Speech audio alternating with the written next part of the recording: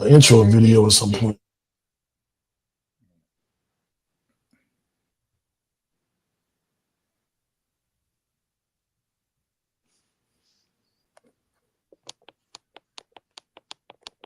Welcome to the No Breaks Network, your home for education and entertainment, righteousness and ratchetness, where we are never content with just content. No breaks. I'm not saying I'm going to rule the world or I'm going to change the world, but I guarantee that I will spark the brain that will change the world, and that's our job.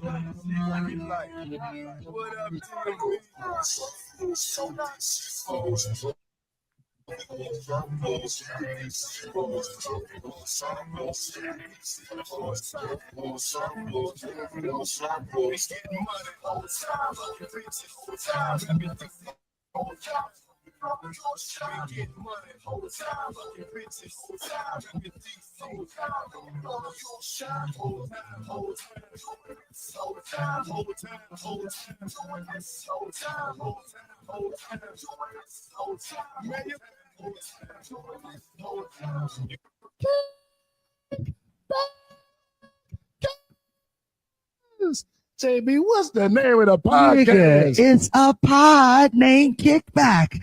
A pod named Kickback. It's like a Tribe Called Quest. You say the whole thing. Welcome back to a pod named Kickback. It is, in fact, like a Tribe Called Quest because you must say the whole thing.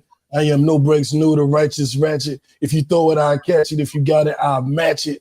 Each and every week, we right back at it. I am the Black Savage, the Magneto of my people. You hear me? Shout out to Captain America. Just came out. What's up, y'all? Get Fit with Jack, getting you snatched. I know y'all had a lot of fun for Valentine's Day. Now it's time to get back on track because you got the spring right around the corner. We got spring break, so let's get it in. What's up, Randy? Hey, what's up? It's your man, the Randy T. Man Up Monday is where you find me. We back at it, y'all. Let's get it. Let's get it. Just so everybody's fully aware. I've been drinking. I just want to know. It's going to be one of those episodes, man. It's going to be one of those episodes. Here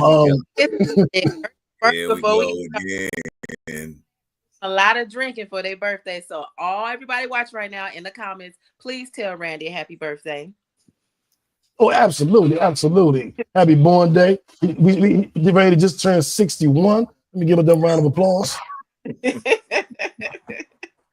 62. He's somebody. He's trying to be somebody's zaddy. Let's get right into a high and low. We're going to throw it right to you, Randy, because since it's your birthday, let's start it off with my high and low drop real quick. Now, high low. Who wants to go first? Hey, so look, the high was, I went, it was celebrating my birthday. Appreciate you, Ken. Appreciate you, fam. And I got to go home to Macon, Georgia to see my fam for the weekend. And, I tell you, this probably is out of all my birthdays, they showed up and showed out for real. Like, they knew I had some challenges coming into January, going into February, and just to get home, and ain't nothing like having your family just love on you, come together, you know what I mean? And we did a /Super Bowl /birthday party. We gonna talk about the Super Bowl later, so we'll get there. But man, the high was that, when we normally, most of the time, somebody cut the monkey, you know what I mean? When all family gathers, it's going to be one person going to be that one that be like, man, like, why, man? Like, everything was good until you did that. We ain't had that this time. Everybody stayed in the pocket, right? So look, again, shout out to all my Making Nice family. Like, yeah, y'all did y'all thing, man. Y'all did y'all thing. I don't have no low. I'm still riding that. That's what's up. Now I was supposed to get out there. We had some issues with Transpo, but Kenyatta did come through with the wings, right? He did. He came through. He came through with the wings. You know what I mean? I was a little disappointed, you know what I'm saying? Because he could have flew that kite a little earlier and we could have had a plan B. But, you know, it is what it is. We got another 50. We got another 50 to go. It's all good. Ain't no love lost. All right, Jack, you know, already been distracting me with, I don't even know what you have on or what you don't have on, but I'm going to throw it to you. She's about to go straight to the gym as soon as she log off. Right. So my high was actually, I love to inspire. I love to help out people. So I had to do a food order for a funeral this past weekend. So I was just happy to hear the feedback. Everybody loved the food. Everybody loved everything. So that just put me on cloud 9. So I didn't have any low. Well, I will say the lows is this cold weather coming. That's my low. So everybody get prepared. We're not going to get the worst of it, but we are going to get a lot of rain and cold weather. So yeah, y'all still don't know cold down there, but okay. Yeah, I know cold. Thursday the high gonna be 34. That's 2 degrees of the high is 2 degrees above freezing. A 34 in Georgia don't feel the same as a 34 in DC. It feels worse because your mind make you think I'm in Georgia, I'm in hot Atlanta. You'll never think I'm in cold Atlanta, I'm in lukewarm Atlanta, I'm in freeze Atlanta. You think you in hot Atlanta. So when it's 34 here, you be like, God. Hey, you sleeping in your coat? I ain't gonna lie to you. About to take your DC card back, man. Oh man, I hated the cold weather in DC and the snow. I thought I was moving to Atlanta to get away from that. I'm gonna have to move to Houston or Hawaii or something to get away from this cold weather. But I don't have a definite high or low of the week. I just worked, and then I woke up and it was Sunday. So I don't know what happened this week. I was working. I guess that's a high and a low, man. I just head down, just go, and then Sunday already.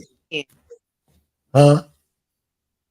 That's a good thing. You had a productive weekend. Oh yeah. Right. And we're gonna get into Valentine's Day and what I did or didn't do. We're gonna have a conversation about that a little bit later on. And I'm gonna find out what I did or didn't do as well. But yeah, my week was just my week, man. Let's just keep it moving. Keep it moving just like that. And having said that, I guess we need to go ahead and get into. Oh no, we're supposed to do a Black fact. We said Black History Month, and they're trying to get rid of Black history. Let me think. I'll just say really quickly. I'll just name a couple of my biggest influences. I remember it was a T-shirt that had an M on it, and they had like 4 or 5 Black people's name began with an M. And I remixed this high school. And I just remixed it because I couldn't really identify with them per se. I wanted my own people on it, so I remixed it. And it's it was like Martin and Malcolm and and everybody wasn't my personal hero. So I got Malcolm on. Malcolm is one of my M's. Bob Marley is one of my M's. Machiavelli is one of my M's. Marcus Garvey is one of my M's. Who else? Who's another M? Who's another good M? Eminem. No, he's not Black. Can't do Eminem. Sorry. We're going Matthew Henson, the Black man discovered the North Pole. How about that? We're going Matthew Henson. He's honorary Black, man. He came up. Hey, I drove down 8 Mile. It gave me a whole new respect for him when I just driving down the street. Like for real. Like this where you from? Mm-hmm. Right. Like, he was living in the trail. But let's bring it back around. Bring it back around. I shot on Pac, man. I think that a lot of people look at Tupac as like he was just thug, he was just aggressive rapper, but it was so much more to him. And I identified with him because we did a lot of the same thing as far as we started in plays, we started with music. And when I look at Pac, when I idolized Pac as a kid, I didn't idolize him because he was a gangster. I idolized him because he was a revolutionary. And I think sometimes as years go by, we lose that. We lose the part of how we felt about Black women, how we treated women in general. We forget that. It gets lost in the jewelry. We forget that the conversations he was having with politicians. That gets lost. You know what I'm saying? We forget that he started the code of thug life, which was an ethical code for people in the street started by different OGs in prison. We will not do random drive-bys where you just shooting and anybody get hit. You have to be responsible if you're irresponsible with your street activity. Like he tried to do all that. He died at 25.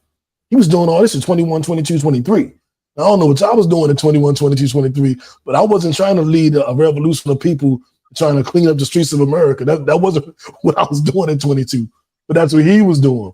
But this shout out to Pac, rest in peace. And as we move on to our Black Fact, I want to throw it to y'all too. Anybody y'all want to shout out that deserves a shout out this Black History Month?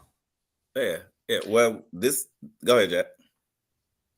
Oh, I was just gonna shout out to, and I always mess up her last name, but her first name is Sarah, and this is the beautiful hourglass figure that us Black women have that was idolized by the Europeans back then, because she had a big rear end, her body was shaped, it was deformed to them, but it was actually how we are shaped, and they actually kept her body parts even after she passed for a very, very long time. I think they returned her remains back to her country in 2020, I believe. So it's Sarah Bartman. Sarah Bartman. Her name. So definitely shout out to her, because I'm sure she had a hard life. She went through a lot, being ridiculed. And that's all that she was valued at, was how her body looked deformed to the Europeans. So just want to give a shout out to her. Yeah, the first. Shout out to you, Jackie, making Sarah proud. Yeah. That was the first badunkadunk in history. Go ahead, sir. Hey, look. He was talking about in his comedy. Look, is that their ass on their back? Set my cup down right here. There we go. I'm on this day in history. I'm with and this will be you'll like this too, New. That 1923 Bessie Smith. Okay. Known jazz singer. She dropped Downhearted Blues, came out and dropped 800,000 copies in 1923, February 16th. Right. And she's really shaped blues, right? And a lot of other artists who came after her, female artists like her and Ma Rainey. Yep. 800,000. You thinking 20s to push 800,000 copies or something? That's the accomplishment. And she did that this day in history, 1923. So Bessie Smith, we salute you for the history that you made for us all day. And that we still continue to ride on your shoulders, and every Black woman and every Black man in the industry right now. She paved the way. Yes, sir. And shout out to Marvin. That was one of my analysts, Marvin Gaye, my musical father.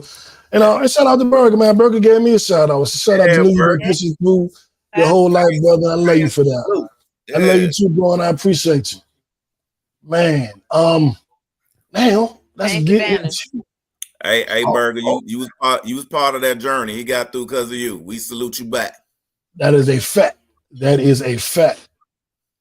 And now let's get into our viral story of the week. And when Kendrick did the Super Bowl and I heard this go off, I thought we was listening to the podcast. I was like, is the podcast playing? My left stroke just went viral.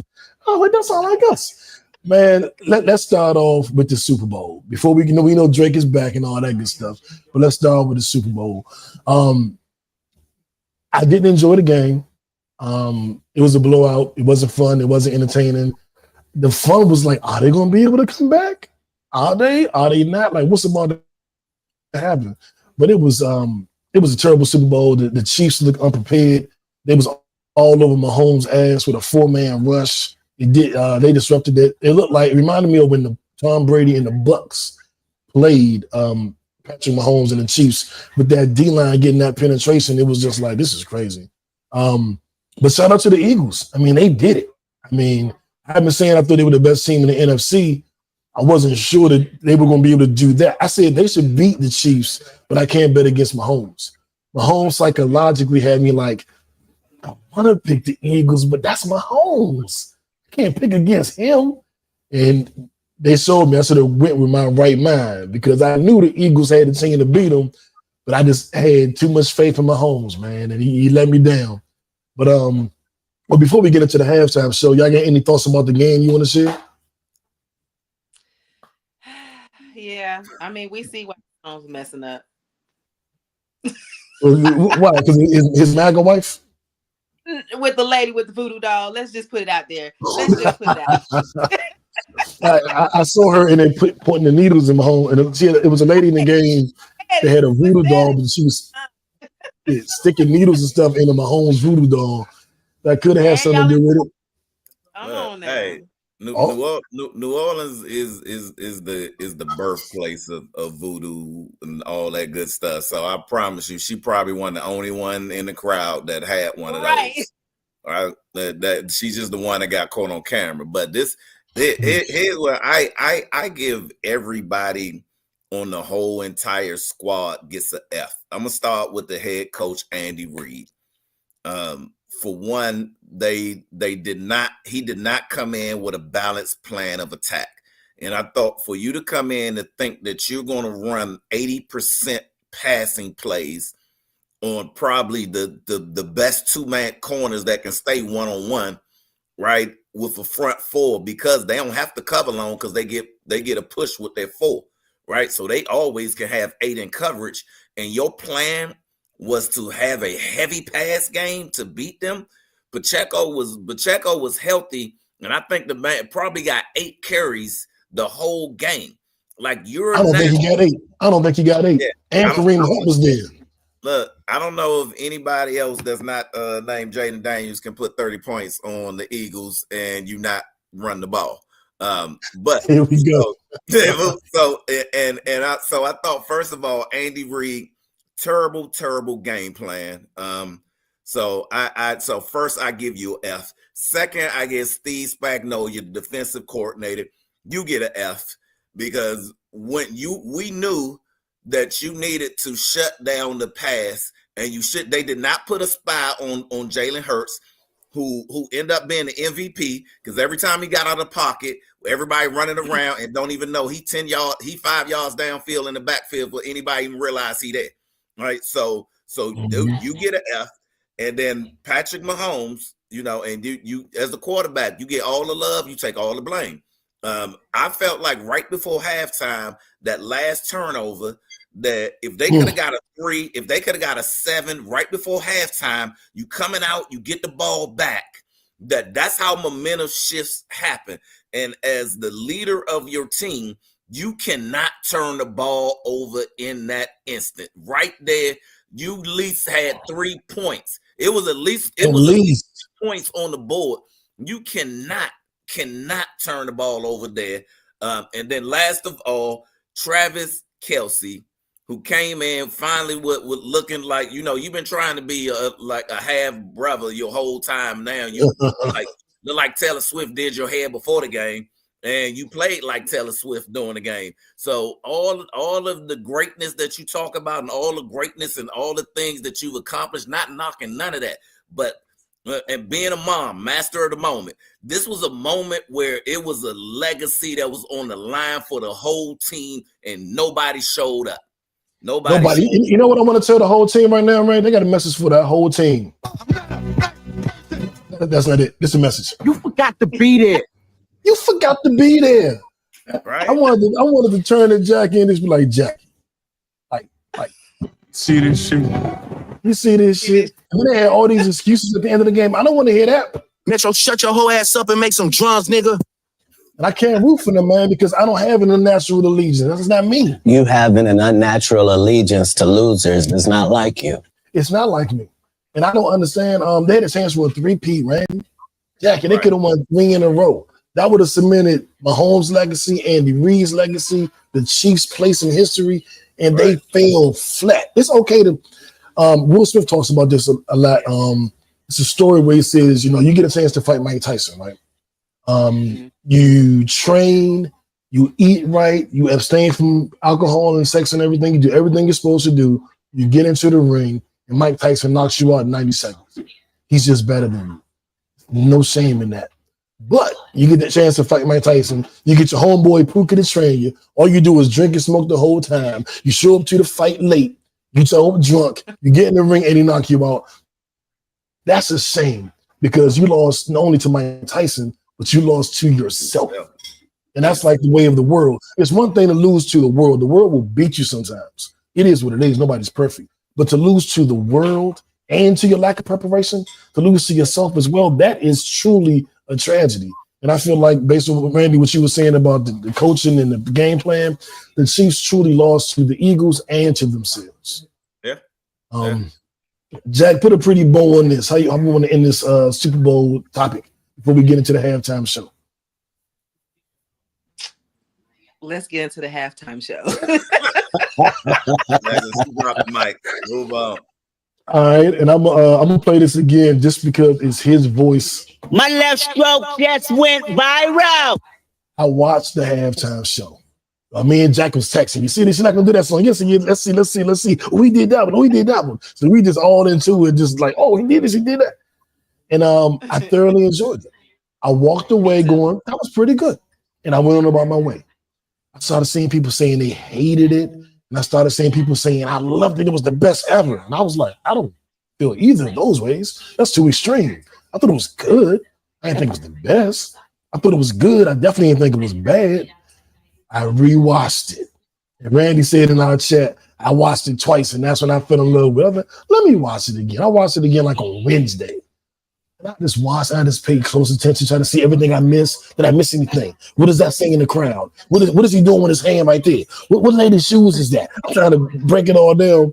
And I'm just as bad as everybody else, because every conspiracy theory thing they're saying, the lowercase a mean A minor, it didn't. That's not what it meant. That's his record label logo. We just was making shit up. We were just making shit up and passing it around like it was a code, like it was a hook in the house at an office party. Just passing it around to everybody. All this misinformation. But I love the Uncle Sam character played by Sam Jackson. I love what that represented. I love the fact that he was performing on a PlayStation controller. I love that it resembled Squid Games. I love that it was life is a game. You got to play the game to get to a certain level.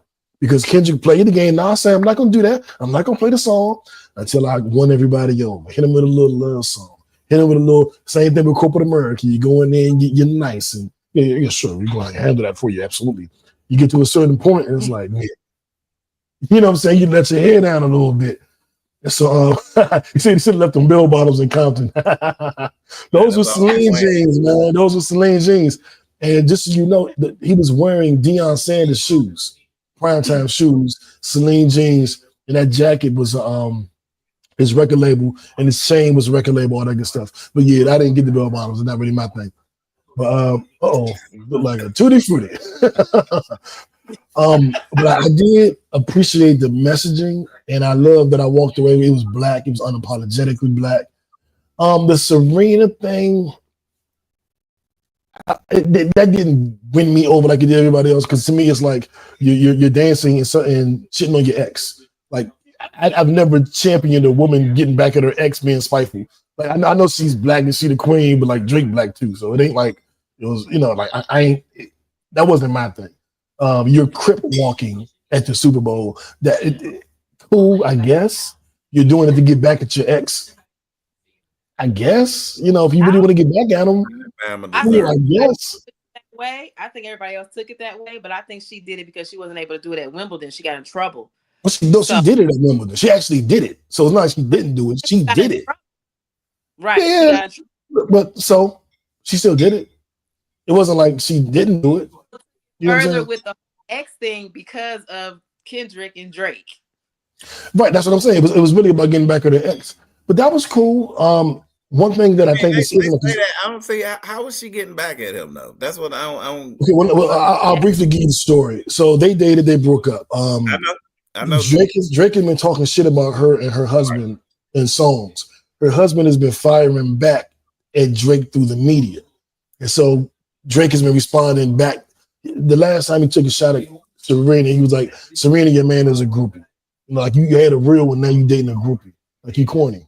So her being his ex and then standing with Kendrick is kind of like, and they also said this, and I don't know if this was on purpose, but this was true. There was an ex-controller on the stage. Right. Serena is one of Drake's exes. So that's the ex-controller, and Serena, that's two exes. SZA is one of Drake's exes. So that's three exes. What you got when you got three exes in a row? You out. Tic-tac-toe. I mean, you won. Yeah, I thought that was kind of cool. Like he had three exes in a row. Kendrick put them three up. But there was it was a thing where I think I loved it when Serena came out, man. That was a moment for me. Jackie, what were you just saying? Because we didn't hear nothing you just said.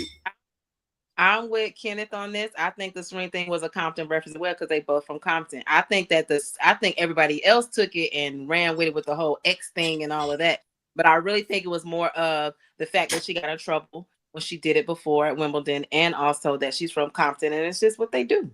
It's from Cali. Y'all outside mind if y'all think that she ain't do that to get back at Drake. That wasn't no spiteful stuff to Drake. Give me a break. I think more of probably Kendrick and his team, but I don't think Serena was like, "Oh yeah, we gonna do it." I don't think she was doing that. If we are beefing, like I always tell y'all, the analogy was like if it was a beef with another podcast, a podcast tried to destroy me, and y'all like, I would do the podcast. I don't see an issue. Like, and then I would cut you off. It's the same thing. If you're my ex and this dude is trying to destroy me, and you're doing something with him, then that means you made a decision. But let's not be naive. If you dated somebody with you, Serena's in a peaceful place. She ain't worried about what these little boys playing about. No, bullshit. If you know, no, that total bullshit. If me and you were in a relationship, and let's say we don't know Randy, and then Randy comes around trying to destroy me, you're gonna just go do a video with him? You're gonna be like, no, that's my ex. We're cool, and you're trying to destroy him. I'm not gonna just be cool with you. I don't know you. We don't know each other. The only way we know each other is because you want me to come and do your show. But I'm not gonna do your show because you shitting on my people. Let's not be corny. Let's not be corny. Like, no, that's just real nigga shit. Hell no. My ex ain't gonna do nothing with somebody trying to destroy me. Come on. Let's say that's realistic. I'm kind of in the middle. That's crazy. Y'all sound crazy. You sound crazy. That's like me doing the whole show. I know what's going on behind the scenes. I know the subliminals, but I'm gonna ask Randy because I know Randy is from the same place I'm from. Of course, you can crip walk. That's what it's all about. Randy not knowing what I'm doing, what I'm putting together. That doesn't mean that that means he's dumb. That means he's dumb. How did he not know? How does he not know? If one of my exes got an enemy, right? Like a real enemy, not like cute little, they don't like each other. My ex-girlfriend has a real enemy that is trying to destroy her, and that enemy asked me to do her show. I'm not doing it because I know what you're trying to do to my ex. Even if I don't like my ex no more, I'm not doing it because I'm a man of integrity. Don't know that. That's y'all sound crazy.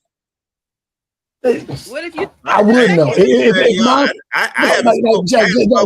be that. Jack, I haven't spoken on it. I'm going to pay you the compliment of assuming you are very intelligent. I know you. If somebody is trying to destroy you, and I go side with them, you're going to be like, damn, Lou, why would you even want to stand next to somebody like that? Listen to what I'm saying. So you actually think Kendrick and Serena had a conversation? He was like, yeah, I want you to come on because we finna fuck Drake up with this show. He could have said, hey, based on the Olympics, I want to give you a platform where you could dance. He could have said that. Said it to me, I'm going to be like, I appreciate it and I respect it. But I know what you and my ex got going on. I'm not getting in the middle of that shit. I'm a grown man. I don't play kid games. I'm not getting in the middle of it. Kendrick could have said, this is only to celebrate you, queen, and this has nothing to do with your ex. I'm going to be like, nah, I'm good. I'm good, love and joy. I'm not getting in the middle of that. You done called this man a pedophile. You done did all this. I'm not getting involved. Beef. Like it's bigger than Kendrick and Drake. That's how you view it. I'm a different caliber nigga. I never view it that way. But we different. We've already said that. I'm not doing nothing with nobody that try to shit on my peoples. I'm just not doing it. I cut off one of my best friends because she said something bad about one of my boys. Don't talk about my peoples. Don't come to me with gossip about my peoples. You are now cut off. I'm built different. And I don't expect everybody to be my caliber. And I do see it like I'm on a higher level because I look at it that way. I don't do messy little corny shit. I'm almost 50 years old. I'm not doing that dumb shit. That's why I don't think Serena did for messy shit. It was definitely messy, but y'all got to go ahead. Moving on. What y'all think about it? I wouldn't do no corny shit like that. I'm built different. Randy, what you think?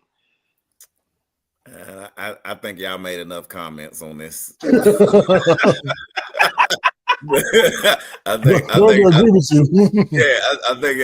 y'all made enough. I think y'all talked about it enough, and we got enough. Look, but I've been mad at Drake since the Serena Slam, for real, because I felt like him being I watched every match of the Serena Slam, and I felt like him being there jinxed it, and I was like, I will never forgive him. Before the beef with Kendrick and everybody, I will never forget Obama. Because Serena was on the edge of history. And I feel like his Bama tail being in the audience blew it for her. He blew it for her.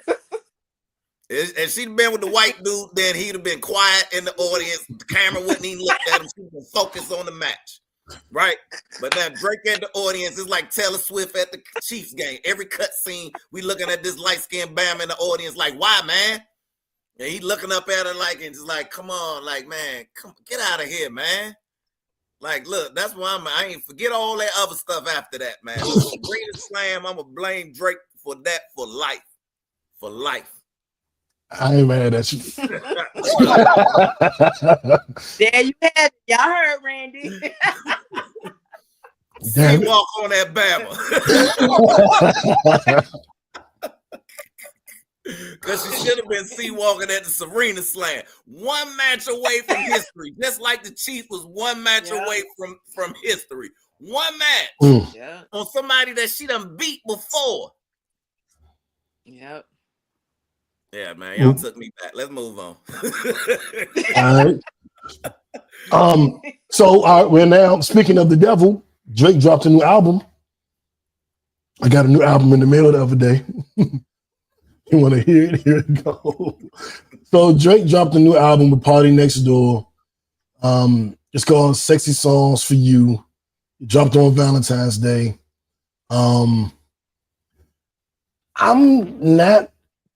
I listened to it. It ain't quite my thing. But one song that did, of course, grab me was a song where he's talking about the issues that he went through with the battling, and called "Give Me a Hug." And a lot of people were kind of speaking about the song. That's what you told. That's what you were referencing. Right. I saw it on his face, so I thought you wanted a hug for real. I was like, do I need to call cuz? Like, right. So many people. You just, hey man, you don't know how many people begging for hugs. Like, what's happening? What's really happening? And for real, I want to shout out everybody because so many people was responding like, "I'm here for you." I was like, "The fuck is going on?" Thank you, I guess. And I realized it was because of the. I'm like, nobody heard the song with me. Like, what just happened? But I guess everybody was at the All-Star game, man. Yeah, LeBron just pulled out of the All-Star game. He just pulled out. Yep. Pulled out. Whoa, pause or something. Ankle sore. Okay, I ain't mad. I guess let some youngsters play. We should have pulled out earlier. Then she wouldn't have got pregnant, but whatever. That's neither here nor there. But he needs more. One of the youngsters could have taken his place. But on the song "Give Me a Hug," he does Just a Battle, and it's the only real rap song on the album. The album is a bunch of R&B songs. Like, I guess, look, you know the line that Kendrick says, "I don't like Drake when you're acting tough. I like Drake with the melodies." I kind of prefer Drake when you're acting tough. I like when Drake talk his shit. And this song is one of those songs when he talking his shit. I do like some of the melody Drake. I do. But I don't know if this album for me. Drake don't really make music for me no more.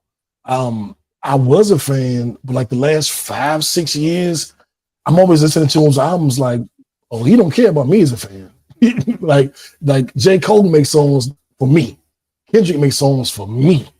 Drake, I don't know who you be talking to. I be listening to it like I want to like it. It just ain't really my thing. And I think that's this album too. It just ain't really my thing.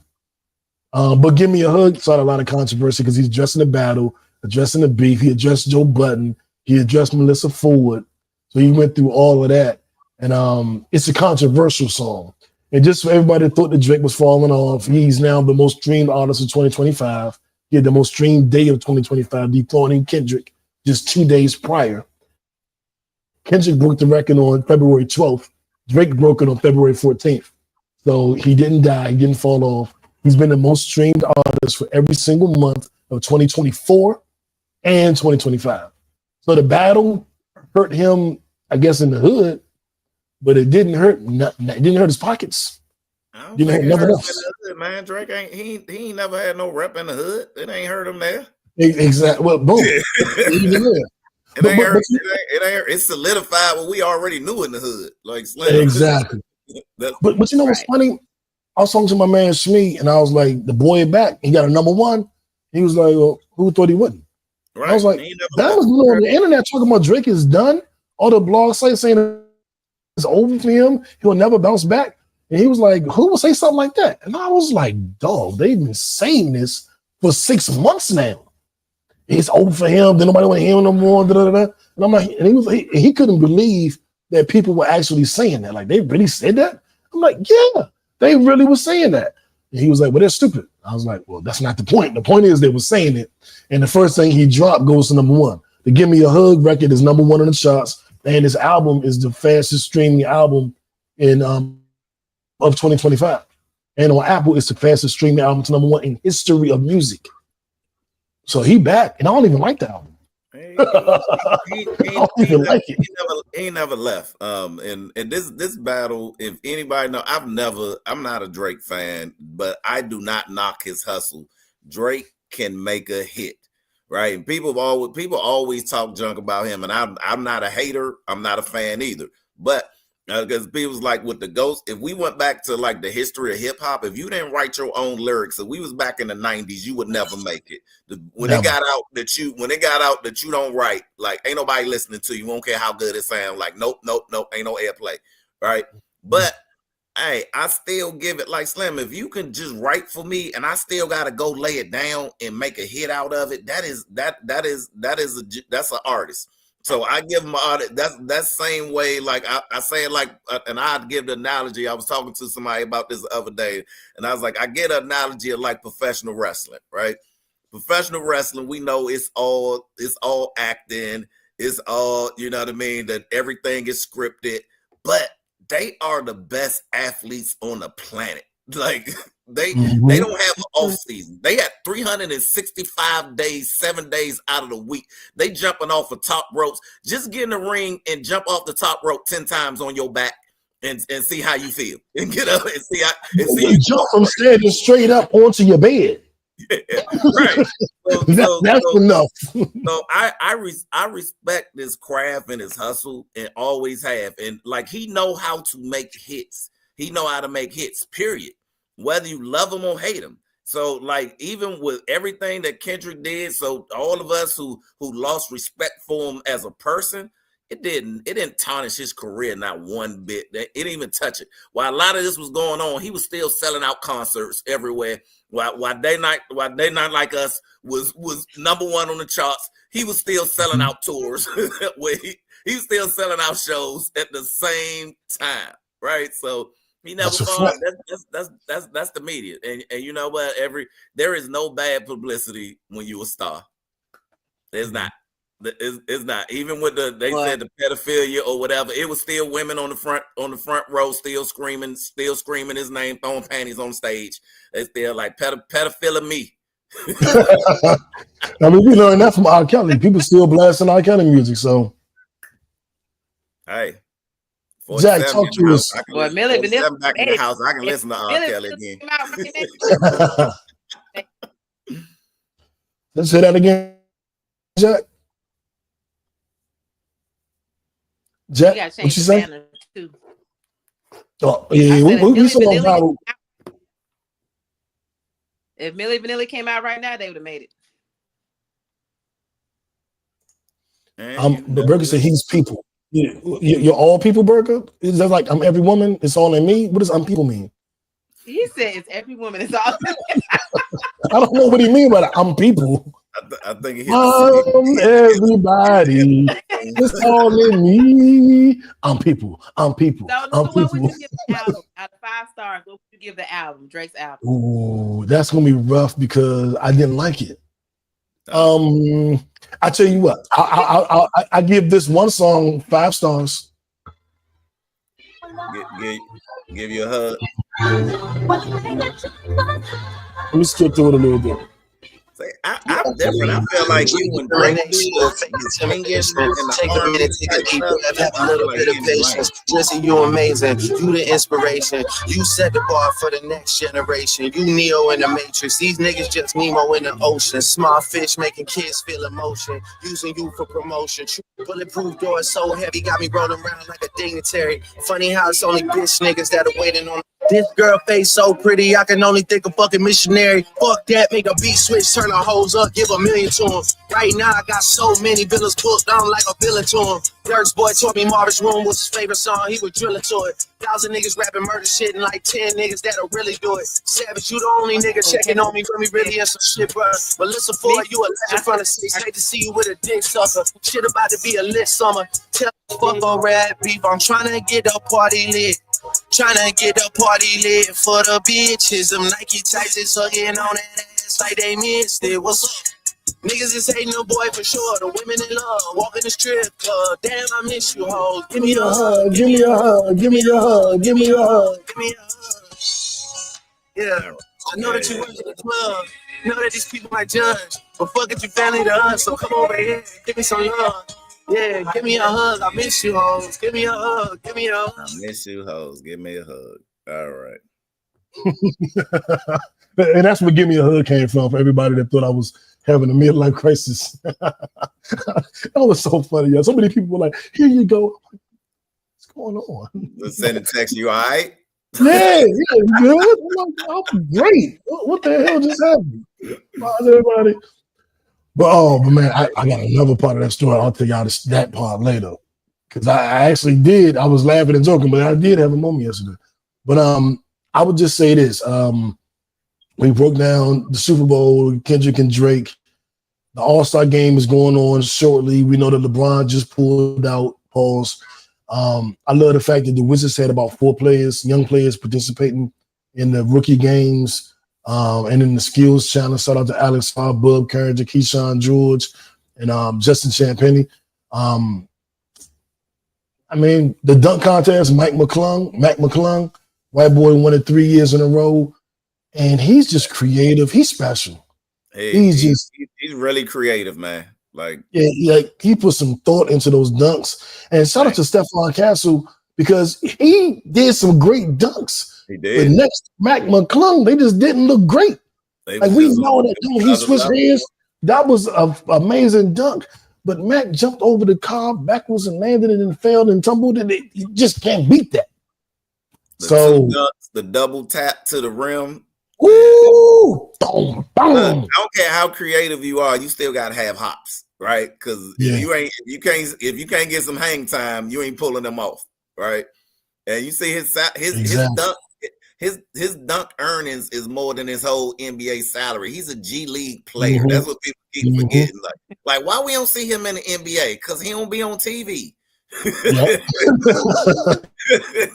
The only time he on TV is in the dunk contest. Unless you watching the G League. He's with Orlando now, right? Yeah, he with Orlando. He was with Philly at one point. But I mean, he got to defend his title next year. And I hope they get more G League players, man. We gotta learn to get some showmanship. The game is about the showmanship, right? Because like my man did some nice dunks, but we ain't comparing your nice it was a through the leg over tomahawk, turn around, half 180. That was nice, right? But then when your man come back and he dunking 2 basketballs, he jumping over a dude that's a 7-footer dude and grab a basketball for him, and he got another dude just got a ball and he dunked both of these while he jumping over somebody. Like, yeah, I'm like, your dunk was a 48 all day, but you can't get nothing but a 50 to them. Right, that was 50s all day. Yeah. So yeah. Somebody, y'all get in y'all bag, man. Like, bro, y'all get in y'all bag and come back next year. Because that's all he. Look, he ain't playing, so he ain't got time to do nothing. But like, what dunks I'm gonna do all year? Waiting on the All-Star game, double the bag. All year, right there. And I saw John Morant said, "Man, Mac makes me want to go in the dunk contest next year." And Giannis said, "Ja, if you go, I'm gonna go." We might get Mac, Ja and Giannis next year. Again, fam, we broke up. Oh my bad. John Morant sent a tweet and said, "Man, Mac is killing it. He makes me want to do the dunk contest next year." And then Giannis said, "Ja, if you do it next year, I'm coming next year." So we'll monitor the situation and we'll see what happens. We'll monitor it like we're monitoring Jackie. Get in your bag. We need some showmanship. Don't just think you're gonna come in there and do nice dunks. They ain't getting it no more. Like, are you not entertained? That's how you get a 50. Exactly. And I don't even want to get into 50 and this stuff with Big Meech. We're gonna let Jackie throw to that a little bit later because that's her crew. But I want to get into our kickback conversation. Let me change this banner before Jack beat me up. But I want to get into our kickback conversation because I wanted to talk about a little bit about Valentine's Day. I don't celebrate Valentine's Day. I don't celebrate American holidays or Christian holidays, but I will if someone I'm with does. So I'm not. When I was young, I was like, I'm not gonna do it. Like, I'm not gonna pay back for this muffler. Now, like, well, baby, if you want to do it, then let's do it. Everybody knows where I stand. So if you want to celebrate it, I'm gonna celebrate it with you. Like, I don't do Christmas. I'm gonna be with my family in Florida next year for Christmas because my family do it. You know what I'm saying? Shout out, Randy, and shout out Cerise and the whole fam. I'm gonna be there because that's what my family do. And I'm not so I care more about my family than I do any kind of fucking belief. You know what I'm saying? I'm gonna be with my family. So having said that, if I was in a relationship and my woman wanted to celebrate Valentine's Day, we would, because it's about my woman. But however, I typically don't. I was going to go to this erotic art show this weekend, but I decided to work. I decided to work all weekend, and thank you. And that was what really called me. But I wanted to here's a good one. I want to hear about either your best Valentine's Day ever or your worst Valentine's Day ever. So just either one. Jack, go ahead, Jack. Jack,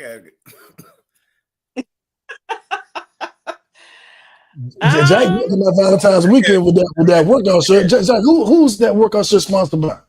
We hear from Jack the whole weekend. She had a good Valentine's Day. You had the little red hair for Valentine's Day, little red, purple look. We see you. That girl glowing. I've never had a work day, but I have had a best Valentine's Day. Okay. And it was the whole weekend. I was taken, surprised. Had a whole weekend planned out, flowers, candy, and all of that. And I'm not a big person on flowers and teddy bears and all of that. Because I'm just so more practical. We can do other stuff than that, because that's only gonna last like a week or so. The flowers. So, but I mean, it was romantic. But again, I'm with you, New. I celebrate because my kids, of course, I got them things. But I'm not a type of person where I'm not the female that's gonna be like, oh, I gotta take everything to work and show everybody what I got for my man and all this and all that. It's just, I'm just not into that. I'm more of Valentine's Day should be every day. So leading up to that day, I mean, because you could be gone on the 13th. So what does Valentine's Day mean to you?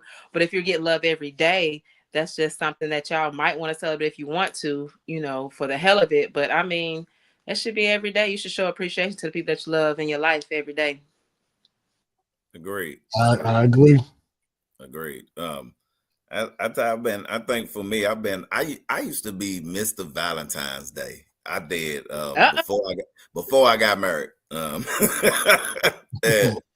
And it wasn't that, and let me be clear though, it wasn't that I got married and just stopped doing it, right? It was that my partner at that time had no value for it. And probably that was one of my worst Valentine's Day. Was like one day I'm doing my same, my thing. I'm going all out. I'm doing flowers, candy, big teddy bears, balloons on the wall, rose petals, all that, planning romantic night. Then I'm a chef, so I'm chefing it up. Like, you getting homemade, all of that.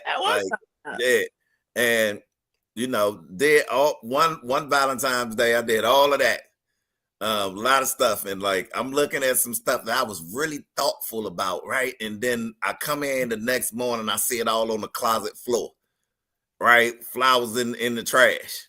And I was like, yo, and then the conversation was, then they explained to me how they didn't get into Valentine's Day, and none of that means it's a waste of money. What was the comment?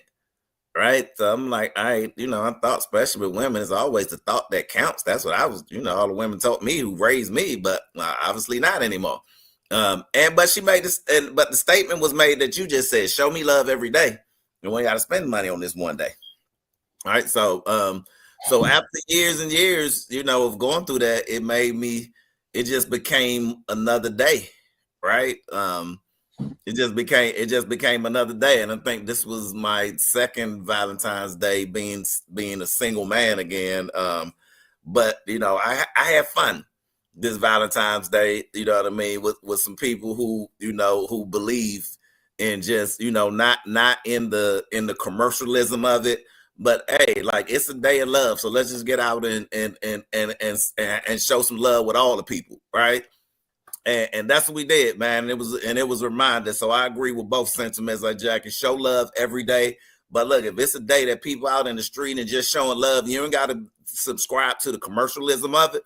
But I want to partake in it. You know what I mean? Let me get out with all this love going on. You know what I mean? And get in the environments with everybody out. It's the one day of the month that we can go out in pink and they don't think we represent pride, right? So yeah, let's do it. Yeah, and so for the record, everybody who was with me on Valentine's Day, I appreciate you. Okay, and I appreciate you hanging out with your man on that day. It was awesome. It put the L back in love and the V back in Valentine's Day. So you had a crew with you. You can call it that. No, it was something like that. Okay, cool. Like I said, I didn't go to the erotic show. The erotic fashion show. It was it up somewhere. I was like, new polying it up somewhere. I was like, yeah, a poly party somewhere. I was going. I was going to cover it. I was getting footage for the podcast. I had a couple of my homegirls that was going to go with me. It was all set. And then my agency put out a promotion, a special bonus for the weekend. And I was like, get this money. I can go spend money or I can stay home and make it.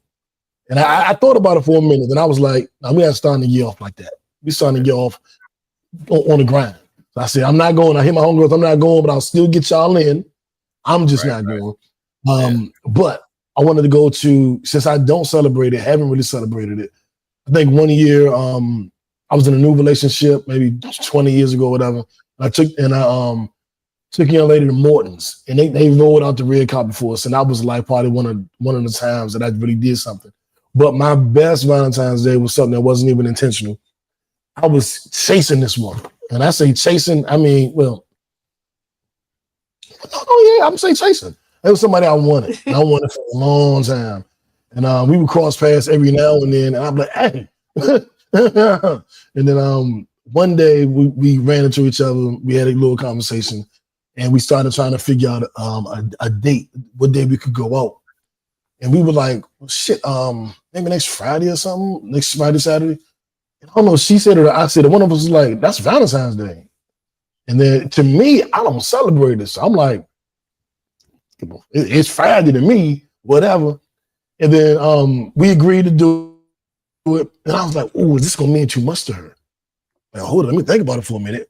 And she said she didn't care. She wasn't tripping. Cool. And I had a homegirl. We used to do hot yoga, Bikram yoga. And on Valentine's Day, for whatever reason, the Bikram yoga class is free. What kind of yoga? Bikram, it's hot yoga. So it's yoga in 102 degrees dance studio, but hot yoga and Bikram yoga use two different moves. So some people do hot yoga. It's all hot yoga. The studio hot is hot, but Bikram does different moves. Right. So this is back in my Lena days. It's just regular yoga in a hot studio. No, it's different moves though. The heat just turned up in there. And it's different moves. You know, they're like, okay. Don't give me the line. Don't give me the line. I'm sorry, finish the story. I had to figure. I was like, what the hell is that?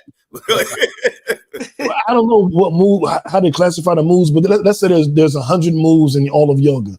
In Bikram, you do 1, 2, 30, and 40. In hot yoga, you do 6, 7, 80, and 90. And in regular yoga, you do 80, 81, 82, whatever it is. But it's different moves. So I was like, well, how about we do the Bikram yoga? I mean, you take a shower there. You can't leave Bikram yoga in your clothes. You're gonna be soaking wet. So you typically will bring the flip flops. You'll take a shower there. Then you'll leave. I said, look, we can go do the yoga, work up an appetite, go to dinner, and then see what happens. But she was late. I'm like, where you at? I'm heading that way. I'm heading. Okay, I'm gonna be a little later. And by the time she was finally done with whatever she was doing, we had missed yoga. She was like, I'm just gonna come there. I was like, all right. So on my Randy shit, I whip something up. Don't even worry about it. I'm gonna cook. I'm gonna chef it up for you tonight. We still gonna have a good time. First date, I've been wanting going this day forever. Got it. So I whipped up a little meal. She came in with a little, I guess, her yoga bag because we planned to go to yoga, so she had a little bag with her. And I whipped up the meal. We finished cooking. We ate. And this is like when the weed wasn't popular no more. This is maybe like 8, 9 years ago, but I still had a weed. So we playing on the weed. We tennis and all this stuff. We just laughing and joking, sipping. And then she goes, can I change? I'm like, into your yoga outfit? Sure, whatever. I don't got Obama on her then. Yes, you can. Yes, right. Yes, you can. Do the Obama thumb. And then when she comes out of the bathroom, she's in lingerie. I'm like, this night is going to do okay, all right. Yoga's about to go down. Yeah, exactly. And she was like, yoga. Yeah, exactly. We're gonna do some yoga. And she was like, I just wanted to make sure I was comfortable first, And I was like, oh, okay, good. Because in my mind, I respect that, but also you're comfortable. You just told me you're comfortable. So we playing the game, we laughing and joking, we sipping. I'm putting on my jokes and my humor. And she goes, she in the lingerie. And then she just kisses me, right? And she's like, I want to stop playing the game now. Okay. Well, let me put my controller down. Let me get my other controller. Instead of playing the Wii, we're gonna play the us. So and then and I don't know if it's because it was Valentine's Day. I don't know if it's because I've been wanting her so long. I don't know if it was just her energy, but we had, and I know Randy can relate to this. Jackie, you might relate to it too. We had the kind of night where you just wish your blinds was open and all of your friends walked by and happened to look in because of the performance you had. You're like, somebody need to see this shit. I knew he was going with that. I knew that's where he was going with that. Like, I am showing out and nobody's gonna know. I wish somebody could see this right now. Like, where's everybody? And it was like a magical night. And I remember getting up and being like, yeah, I want to go to the office. And I'm going into the bathroom and getting into the shower. And she's like, you're not gonna leave without fucking me again, are you? I'm like, God damn, like this is the night of the nights. And I remember being at work, her texting me like, I can still feel you inside of me. And I was like, God damn, this was the ultimate Valentine's night of the life. And I remember thinking, like, I don't celebrate this. I don't have a billion Valentine's Day stories. I got this one. And I was just like, that was greatest Valentine's Day ever. And it wasn't even really Valentine's Day. It was really just going to be a date that was coincidentally on Valentine's Day. So that's my story. Long and short of it. I figured, yeah. Ask y'all both. I want to ask y'all both a question because I've been seeing this on my timeline with the Malentines instead of the Galentines. Now they have the men linking up.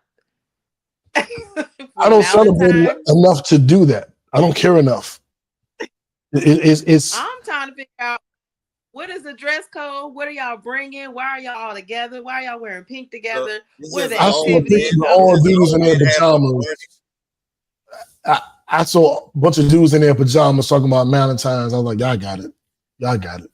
Yeah. We ain't got to do everything the ladies do, man. We ain't got to do everything ladies do. No. We just don't have to. Right. Yeah, We they don't got need their Valentines. Let them have it. Yeah, let them let them have have it. it. Now I would go to a Galentine's because I got, I'm friends with so many women. I'm like, invite me. Hold I'm on. one of the ladies. Before we move on, man, like, because I really thought like you set your story up really, really well on your Valentine's Day story, and I'm like, I'm riding and seeing all the scenery with you going down this whole road with you, and it just ended up just a shout out to you just banged her brains out. That was the Valentine's. That was the message.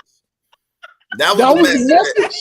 That was the message that you just hope everybody could have walked past and saw you banging his chick brains out. that wasn't what I'm just saying. I thought it was going to end a little differently. I'm not trying. I'm not trying to take from your story. I don't want to take down from it, but I was expecting like the build up, man. I thought it was going to end different. That's all. Well, I'll tell you this. Well, two things. First, we'll go with the funny, then we'll go with the serious. The funny is, I believe in conspicuous consumption. Really? If you have it, flaunt it. Really? That's one. That's the funny part of it.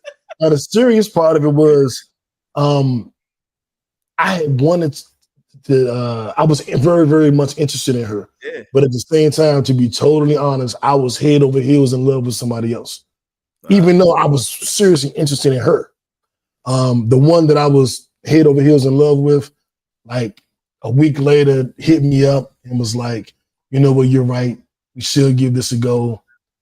And as any fool whose nose is wide open, I left Valentine's Day totally alone and went chasing behind this little boy head heifer.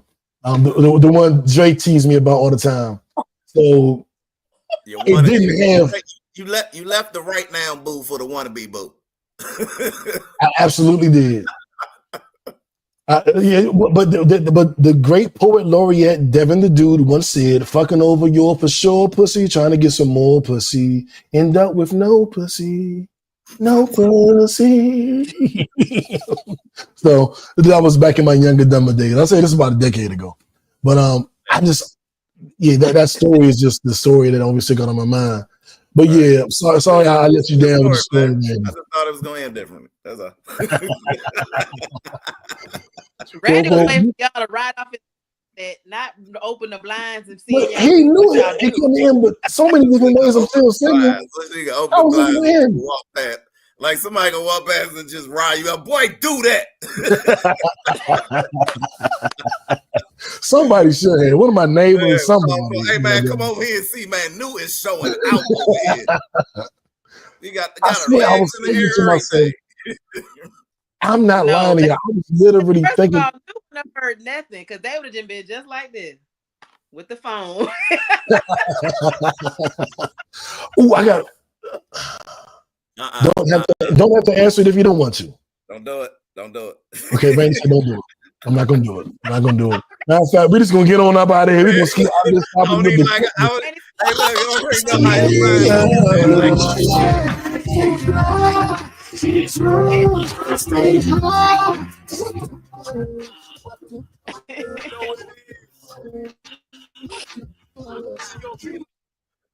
Our what the fuck story of the week. I said I was going to really stop speaking about this dude in the podcast, and I think I've done a good job of keeping him down to a minimum. But sometimes you got to just speak about some of this shit because it'd be so crazy. Jackie's old art buddy, they took art class together. They used to draw pictures of llamas in art class. Kanye West, his store was shut down. His online Yeezy store. But he didn't have a lot of stuff there. I did think it was ingenious that everything was $20. So if you like Kanye or like what he represents, you could go. It was very affordable, I'll say. And he did the Super Bowl commercial 2 years in a row off his iPhone, acting like he had no budget and all that goofy stuff. But the store was shut down because he decided he wanted to sell a t-shirt with a swastika on it. He also decided to sell a t-shirt that had the exact same design as the hoodie Cassie wore when Diddy was beating her in the hotel. So he looked at her being beat. He looked at the outfit she had on. He mimicked the design and sold it in his store as similar to the outfit Cassie got beat in. He also was selling Sean John t-shirts, which is of course Diddy's line. And he did a whole bunch of free Diddy rants on X, Twitter. I don't understand. I know he did a whole bunch of stuff about Jewish people. You know, he went through his rants and everything. I don't understand Kanye. I do know he has a new album coming out, and whenever he has a new album coming out, he gets real controversial. He does the shock marketing, the trauma marketing that'll get you so angry you buy something. I don't really understand that. How you get so angry at somebody you buy some shit? But apparently that's a thing. Apparently it's a thing. I remember when H&M did it with the black kid wearing the monkey shirt. But apparently that's a thing. They get you so mad you start spending money with them. If you make me mad, I'm not gonna spend no money with you. I don't get it, but apparently it works. Kanye he lost his ex for like a day, but he got it back immediately because him and Elon are cool. His store, online store through Shopify, which is what our store is through Shopify. So he didn't have a fancy store. He had a store like we have a store. That was shut down. And his talent agency dropped him. And he says he's not going through any issues.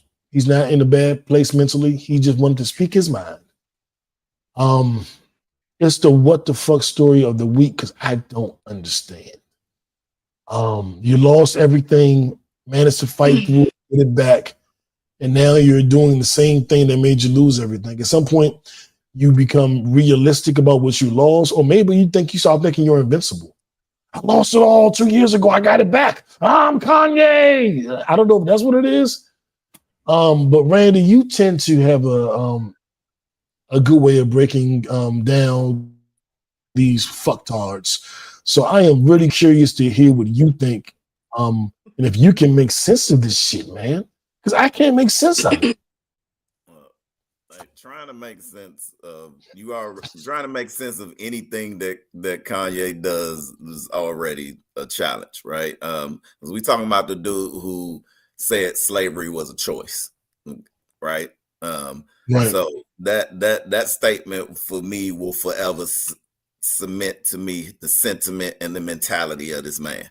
And let's be clear though, when they say he lost it all, Kanye's still a multi-millionaire. He's never stopped being a multi-millionaire. He lost his billionaire status, right? Now that's what he lost. Okay.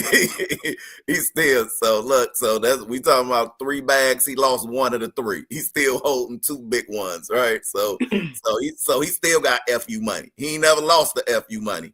And shock and value has always been his tactic.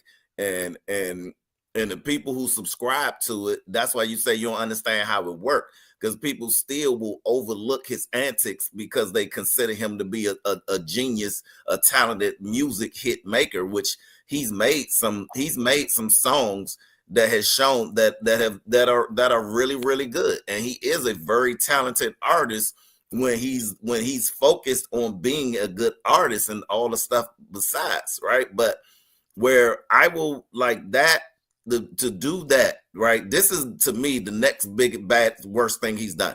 The saying that slavery was a choice, that was for one. Now you alienated all black people, our whole plight for our forefathers and sisters that came before us who was not a choice to be here, who was stripped from their land and people, their culture, and we have not fully recovered from that, right? Over 400 years. So now you take the next group of people who plight can similarly parallel ours and go to the Holocaust, which some Jewish people will tell you that they feel the Holocaust was worse than what we went through.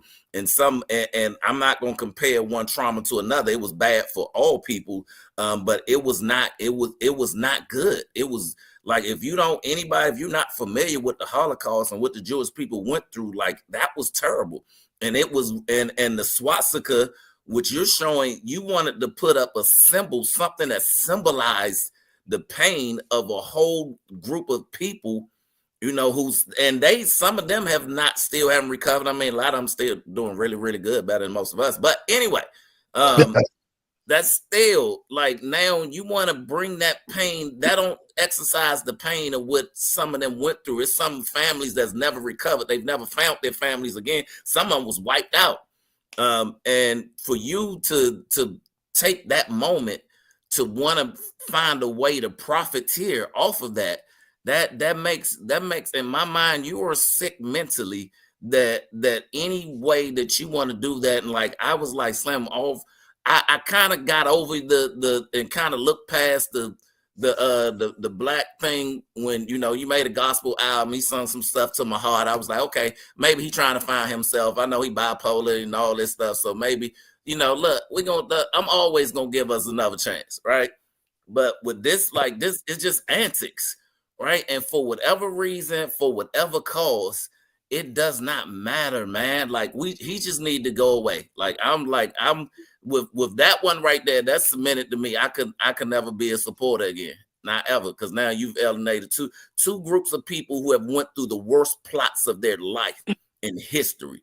Now you've made bold public statements on both slavery and the Holocaust. Come on, man, you out of here, man. I don't even want to talk about them no more on the pod. That's it. I'm done. Yep. Jack, wrap us up. I agree with everything what Randy is saying. Gambia, pay close attention to Jackie right now. If you're on YouTube, Gambia, come back. Yeah. Take a look at Jackie. Jackie did all of this for you, Gambia. Right. Gambia. Listen. I agree with everything that I feel exactly I'm gonna say on his being sick mentally, like Randy said. I don't think he is truly healed from or is healing from his mother's death. I think these outbursts has a lot to do with his mental capacity. I don't think he's getting the help that he needs. And you see it being shown in the antics that he throws, the temper tantrums that he throws, whether it's for the album, whether it's just to get attention, whether it's just to showcase his woman in a derogatory way. It's hurt people.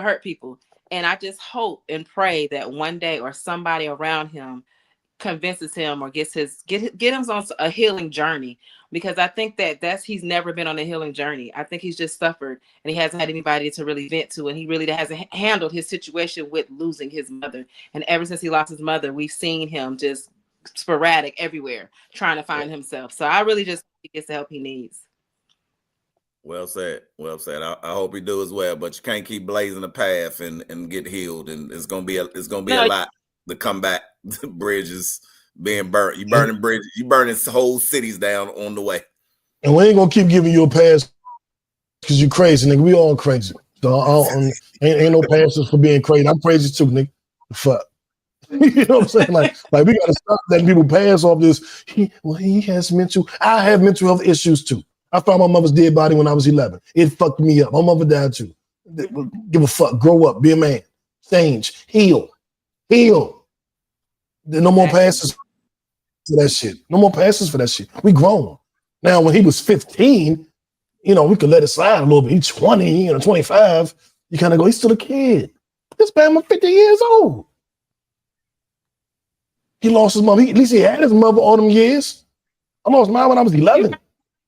But I think that's on the flip side is always expect him to act crazy and that's just Kanye West. We don't know. There's no push for him to get help because it's like, that's just Kanye. That's just him. And that's another thing we got to stop doing in our community. Thank God for the people around me. I've said that my circle has changed so much, but one thing that hasn't changed about my circle is people will hold me accountable to my bullshit. And I'm so grateful that I have people that will do it. Every now and then I'll be like, because I'll see people now hold others accountable. And I'll be like, y'all just let them do anything. Would you tell me if that was me? They're like, yeah. I was like, please do. Don't have me out here looking crazy. And they don't tell me because I have friends in the family that they're like, that's just them. And they won't say nothing. And then I'm the one that says it. And I'm the bad guy to everybody. You always got something to say. Because somebody got to love you enough to tell you, dog. You tripping. And I'm grateful that people that have pulled me to the side like, what the fuck are you doing? I'm like, what I do? Like, You don't remember that, or you didn't do that? Do you remember last year? Whatever the case is. I'm just grateful for people that will pull me to the side, like, don't stop. And Kanye needs people that will pull him to the side, but he also has to be at a certain level where he can receive that. Because you can tell somebody all day, and they're like, no, I am Kanye. I am king of earth. And you know, they don't listen to a damn word you say. So it's got to be twofold. But the first part has to be somebody has to be willing to tell you. And then you have to be healed enough, emotionally mature enough to receive it and then to act on it. So it's a few steps. It's not an easy process, but we grown. We're supposed to be on that journey. Yep. Somebody else will need somebody to put him to the side. We'll talk about him in a second. So dumb. You are really dumb. For real. Trump has made a mockery of his second presidency. I mean, he has done things. He's fired people and brought them back. I have on good authority from people that work in the federal government that are considering this buyout. He's disrupting lives. He's disrupting the country. It is a lot going on. People are working and not sure what level of quality of job they're going to do. They don't know if they should try to save something before they leave. Like, it's some real shit going on in the federal government. And they're being told, you know, in 2 years you take this buyout or we're going to make your life hell. And then some people are like, I'm just going to take it because I don't want no trouble. Then some people are like, but if I take it, what happens to the country? If I take this buyout? Trump is basically saying if you are not MAGA, you have to leave the government. Leave your government job, whether you're in the FCC or whatever department. If you're not MAGA, you have to go. And people are torn. I've worked in the government for 20 years. Not me personally, but people that I know, that I talk to, that have explained it. And I told them that I would speak about this, that have explained this to me. I've been in the federal government for 30 years. Do I just leave now? Like, what am I supposed to do? They're forcing us out. If we don't abide by what he's saying, they're inching away at our benefits, inching away at our leave, inching away at our pay. Like it is a real thing going on. Trump wants the entire federal government to be MAGA. Anybody that didn't vote for him has to go, is the mandate. And people are just sitting there with like, what do I do? Like, do I take the buyout? And then people are saying that Trump and Elon Musk have done it. Like Elon Musk did this with Twitter when he arrived. If you're with me, you can stay. If not, everybody leave Twitter. And then some people say, well, I'll leave. I don't want to be here. And they never got their severance pay. And some people say, well, I'm going to stay. And then they were pushed out the door. And since Elon has the whole Doge thing and they're going behind the government and reviewing all files and financials, they're like, is this going to be a real thing? Or is this the same shit he did over at Twitter? Where he just forces people out the door. They don't get their money and they're just stranded. And that's what we're facing. And this idiot fired, what is their name? The NNSA, which is the National Nuclear Security Administration. He fired 300 employees and then realized that they were the ones that had the nuclear codes that ran our nuclear weaponry. They said, oh, no, y'all got to come back. My bad. Y'all got to come back. This is your president. Trump's administration rescinds mass nuclear agency firings after learning it oversees U.S. weapons. If you didn't know, the mass nuclear agency oversaw our weapons, what do you know? That's pretty common sense. Just the title will let me know they're in charge of our nuclear weapons. Maybe a little bit more. Trump didn't know that. He is just going through the Democrats, get them out of here, get them out of here, get them out of here, get them out of here, get them out of here, with no true discernment. And for that, Donald Trump, you get the Don't Be Dumb Award. You get the Shut Up Stupid Award, which used to be named after you. The award originally was called the Kanye West Shut Up Stupid Award. Then it was changed to the Donald Trump Shut Up Stupid Award. And then we started calling it the Don't Be Dumb Award because one of my homies in Baltimore passed away.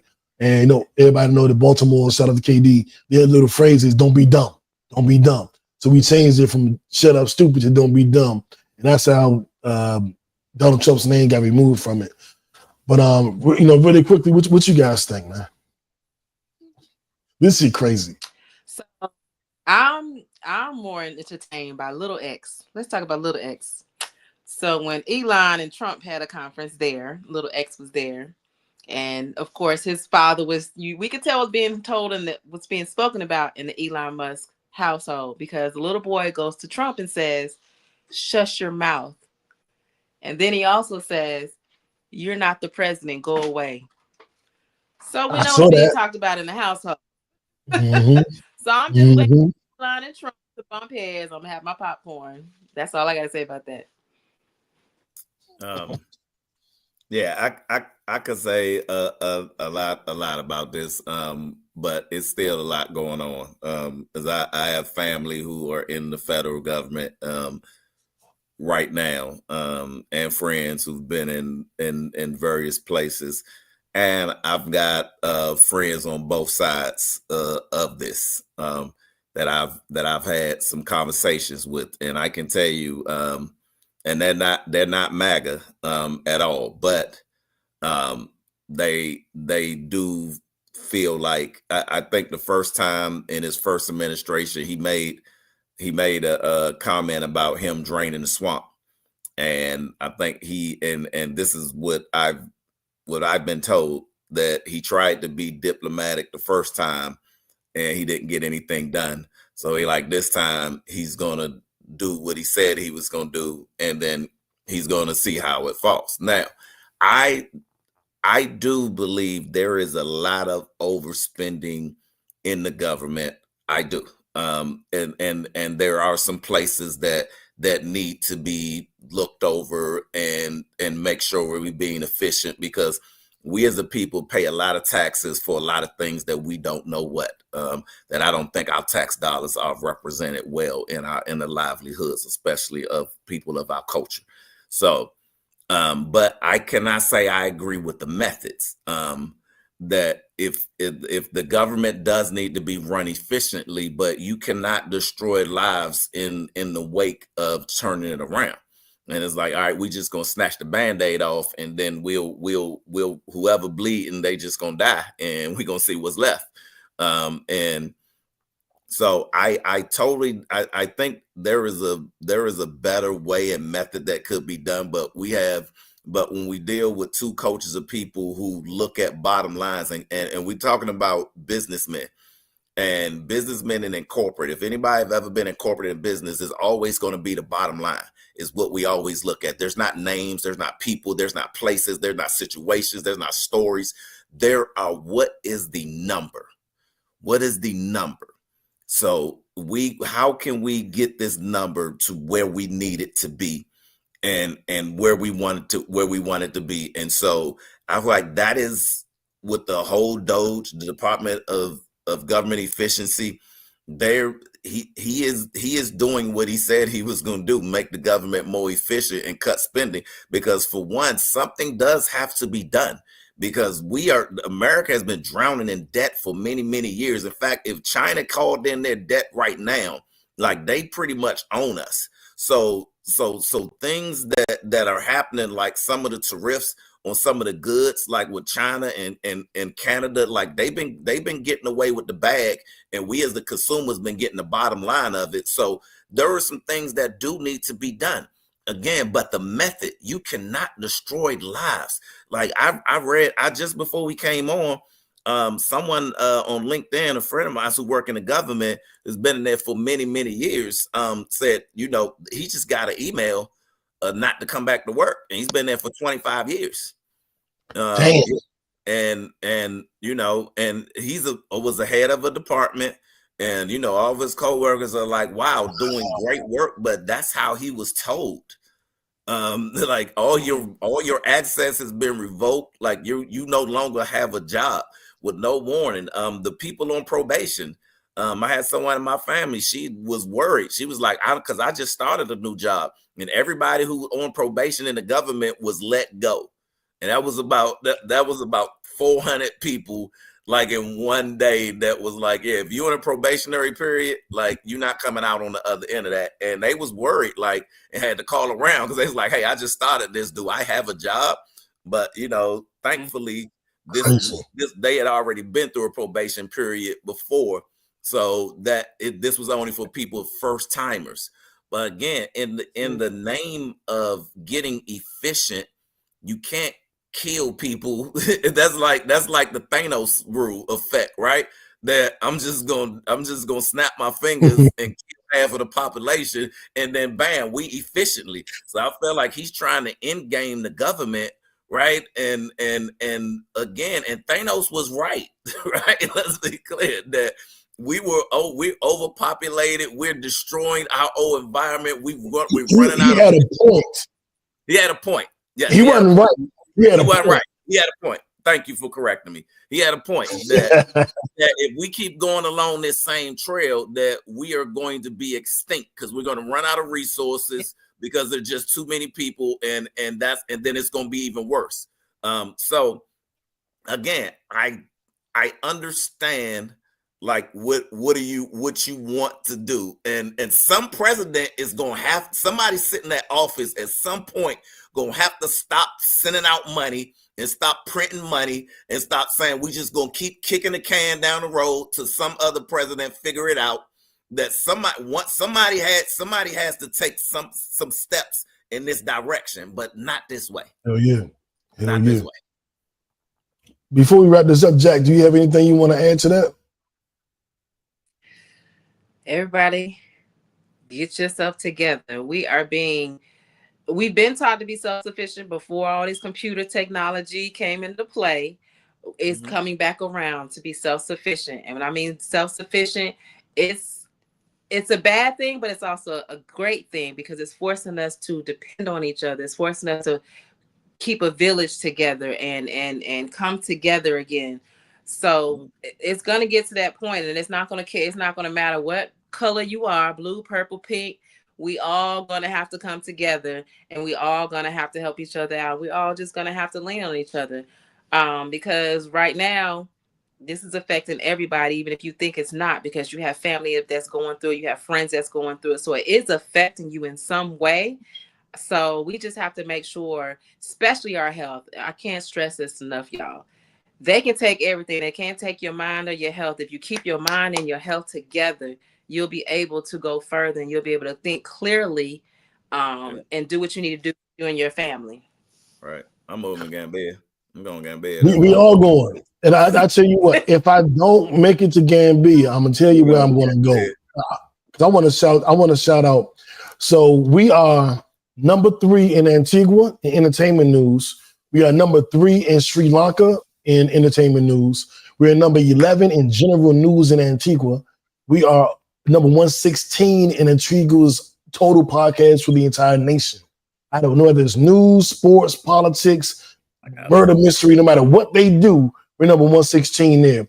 We're number 45 in entertainment news in India, number 53 in news in Sri Lanka, number 66 in entertainment news in Costa Rica, number 74 in entertainment news in Kenya, and number 87 in entertainment news in Ecuador. And that is today's charts. And we chart in many different places on many different days. But that is where we are today at this exact moment. And I want to shout out, where my round of applause at? I'm going to give. All right, Antigua, send us some vacation time. I just looked them up. That's a hot spot over there by St. John's. Hey, we love y'all, Antigua. We visit. We might come visit end of the year. We might come visit end of the year. You never know. Yeah.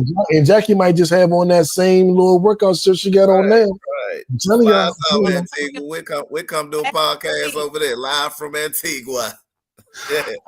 I'm going to the beach. Let's go. I say this respectfully. All right, so we know we got all these different podcasts, right? And Joe Budden got Melissa Ford, right? And we know Melissa Ford from Thong Song and all that shit. She's the queen. She's a GOAT. Shout out to Melissa Ford. I would never disrespect that queen. She's one of the baddest to ever do it. If you are not watching us on YouTube right now, you do not see what Miss Queen Jackie Leo has on. You need to be watching our YouTube. You need to be watching the YouTube. Because Joe Budden got Melissa Ford, but we got to get fit with Jack. You better recognize. You better recognize. We got our own. We got our own. Please be clear. Don't be dumb. Tune into the YouTube. Hey, look, Make man, sure you see. we're about to run out of time. Let's get to what we watching because I know you ain't was right after that speech you gave trying to rush me. I gotta talk about Harlem. But before we get to Harlem, I got to do a rest in peace to Irv Gotti, musical legend. We didn't get a chance to shout him out because we didn't do a short episode last week. But Irv Gotti, Murder Inc. And I'm gonna keep this brief. My man Keys, rest in peace to Keys. His brother is Chink Santana. Chink Santana is the guy that did Ashanti's first album, a bunch of Ja Rule stuff from DC, DMV area. My family knew them. I was introduced to Keys. Keys and Sonny took me to New York to Murder Inc. Studios, the crack house, a couple times, trying to link up with John, Irv, and the whole plan was I was going to take my label to Murder Inc. and that was going to be where I got my first deal. And that was going to be how I came out under Murder Inc. Never happened. But I remember just thinking, like, the excitement of working with Irv Gotti, working with Ja Rule, working with Ashanti, and having that be my intro to the game. I'm going to tell you how it really was. My girlfriend at the time, I called her a father and was like, look, I'm, doing my little thing, but I'm about to really get serious with the music, and I'm about to fuck with Irv Gotti and Murder Inc. And I want to marry your daughter. I just want you to know what I'm going to be doing with my life. Oh, I remember he was. That's when Ashanti love started.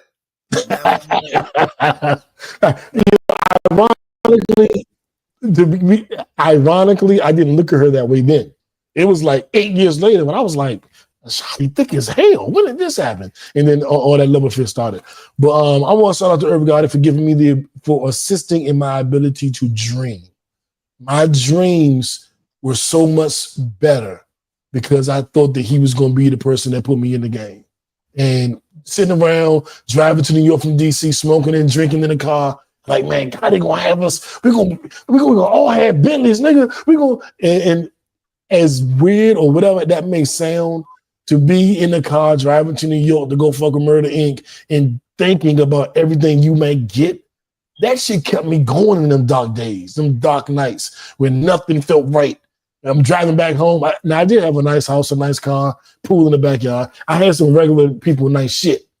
But I was like, but when we would get with Murder Inc., this ain't gonna be nothing. You know what I'm saying? And I tend to shout out people who encouraged me to dream, that gave me the ability to dream. And Irv Gotti was definitely a person who gave me the ability to dream. So rest in peace, Irv is murder. And rest in peace, homie.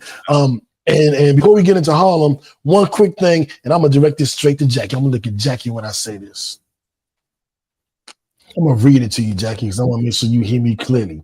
Jay-Z has been absolved of all charges. In that case with Tony Busby, Diddy's charges were dropped as well, and Russell Simmons' charges were dropped. Jackie, I told you my nigga was righteous. Oh, Russ, come home, Russ. Don't come yet. Stay over there. Stay over there. What's going on in the back? I don't want to So know. for the record, for the record, Jackie, we ain't talking about background, we talking about foreground. Jay-Z innocent, charges dropped. Not only were they dropped, but now Busby's being sued by Jay-Z. You don't get to just drop the charges and walk off and crawl into a rock. We suing you. We're gonna take you for everything you got because Blue Ivy performance in the Mufasa movie debuted. I had to decide, do I go to the premiere even with these charges and support my daughter? Or do I stay away to prevent her from getting negative press? You put me in a position as a father where I didn't know what to do, Busby, Jackie, Jaguar, all y'all. All y'all. So yeah, back up off my man. Back up off my man, Jack. I don't want to hear nothing else about, they're going to see about Jay-Z. I got my popcorn. I don't want to hear it. Innocent. I still got my popcorn and I'm still watching the show because it ain't over. It's about to be over from Busby, though. Yeah, what she said. He about to lose all his money. He might lose that. They come for that license. He going to the bar. Yeah, yeah. You know the bar he's gonna be at? The one on Cheers, where everybody knows your name. That's the only bar he's gonna be at. But having said that, Randy, it is time to get into what we have been watching. Netflix and chill. What does that even mean? We're gonna start it off with Harlem. My only thing I'm gonna say is you put a show on. I love black women. I don't just love pussy. I love black women. So you put a show on TV with black women, I'm going to watch it. You know how the racist dudes like, some of my best friends are black. Some of my best friends are black women. Like, I just love black women. So I'm going to watch it. I'm going to study it. I'm going to champion it. And that is just who I am. That's who I'm going to be. But that does not mean that these shows are above reproach. Harlem, I thoroughly enjoyed it. This last season, I felt like it got into a little bit of the insecure Issa Rae bag where there was some toxic shit going on. But before I go any further into that, I want to hand this over to Randy because he definitely has something he wanted to say about Harlem. And before he goes, Megan Good, I love you. Go ahead, Randy. Man, I'm glad you started with her because she's the worst character on the show for one. like now I'll tell you, man. And look, I'm gonna finish it. I'm gonna support y'all, but I'm gonna tell you, especially, and I don't blame a lot of it on it because sometimes they just acting out with the director, right? And I've been made to understand too that they running a lot of parallels with Sex and the City, right? Which further made me mad because I'm like, okay, I thought the premise of this show was that we were showing successful black women, maybe a shout out to Sex and the City who established something, but we're showing that same type of scenarios with using our black queens. All for it, with it, support it, watching. Now, for one, I've seen a trend that the only sex scenes we get in there are the alphabet community scenes. Like the heterosexual is one shot and they moving on. But we getting, when it's the other ones, like we getting the bed shots and all of that and between the legs. And I'm like, okay, so all right, this, like, I need some balance there for one. So I don't like you for that. Fix that, Harlem. You give me some balance. Like look, I don't got no problem with if you give me the alphabet, but give me the other side. If I gotta watch two women, you know what I'm saying, going bumping booties, like let me see somebody get bumping and grinding the other way. Give me both sides. That man, good. Now I felt like this show was some opportunities to show our queens in a different light, even if we are showing parallels to another successful show. Let's be different. And I feel like now, y'all, we just doing a carbon copy, even to like one of the shows now had the same name of the ex-boyfriend was the same name of the ex-boyfriend on Sex and the City. Now that's terrible creativity because now look like we just biting. And then you biting, and then you making the sisters look bad because all of these women look in this last season like everybody got a problem and they terrible friends to each other. Like terrible. Yeah, like they are the worst friends to each other. Nobody has any accountability for nobody. Like when old girl was doing the Get Out show and they was like, it's so bad. They was like, oh girl, you did your thing. She coming out there. I'm like, tell her the truth.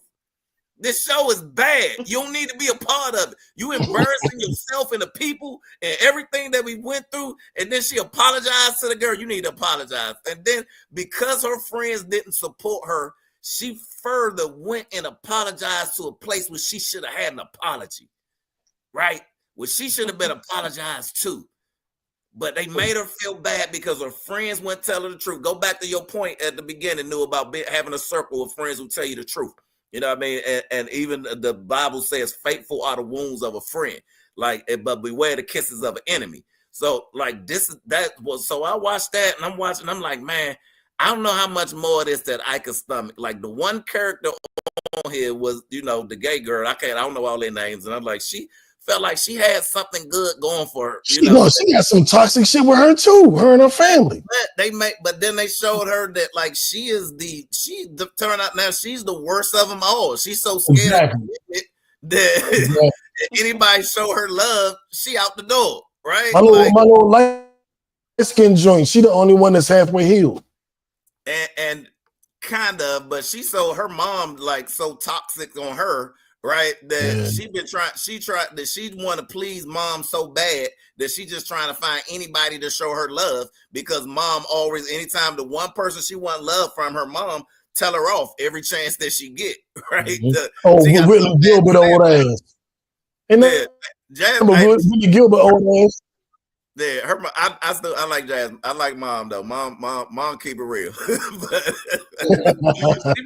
she might, even though she a terrible mom, she probably the only one on there that keep it real. Her and Whoopi Goldberg, them two might keep me watching. I hate all the girls. Like I don't like, especially Megan Good.